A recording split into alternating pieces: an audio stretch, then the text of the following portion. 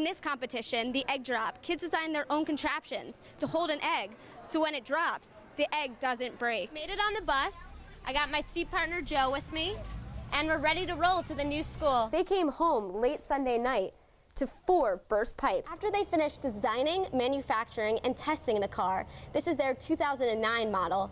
Team members race it in international competitions. One bill would raise the sales tax 1%, which would make it 6.3% for 3 years. And to close out the ceremony, a little figure skating in pairs. Hispanics currently make up 4% of the undergraduate population. Besides being a place to cure cabin fever, it also introduces kids to the sport of gymnastics. The chief judge in Douglas County says the closures are disappointing and troublesome. Reddick learned about pennies for peace from Greg Mortison's bestseller, 3 Cups of Tea. Right now, meter rates are $0.25 for half an hour with a 2-hour limit, but business owners want some meters to have a 15-minute limit. Just helps promote business and can eliminate a lot of frustration with people who need to run in and do something quickly. Over 40 business owners have signed a petition supporting the change, first brought to the City Commission last July.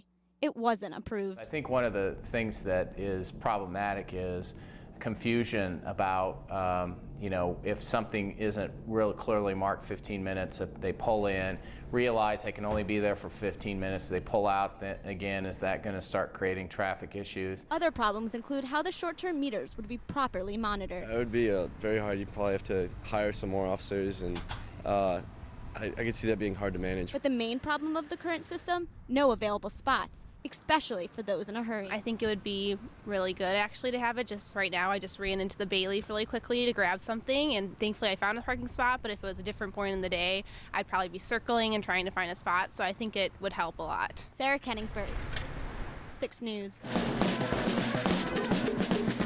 It's Mardi Gras. Let the good times roll. We're having fun, aren't we? And they did, all the way down Massachusetts. I actually bought some beads and brought them along and some king cake, and here I am. Even entering stores along the way.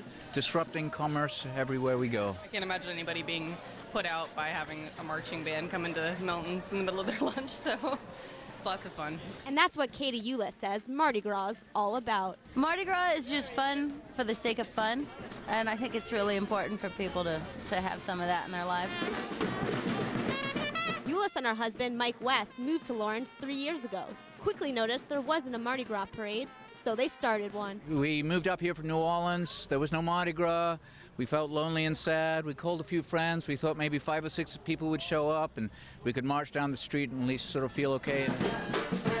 Despite the freezing cold temperatures and even some snowflakes, there's nearly 100 people out today, proving Mardi Gras certainly has found its place in Lawrence. It makes me so happy that it's caught on and it's become more festive in the middle of winter in a small town in Kansas, you know? It's fabulous. Who would have thought Massachusetts Street would turn into Bourbon Street? Sarah Kenningsburg, 6 News. Aren't you the guy with that pink tractor? That's a question Harold Denholm hears often.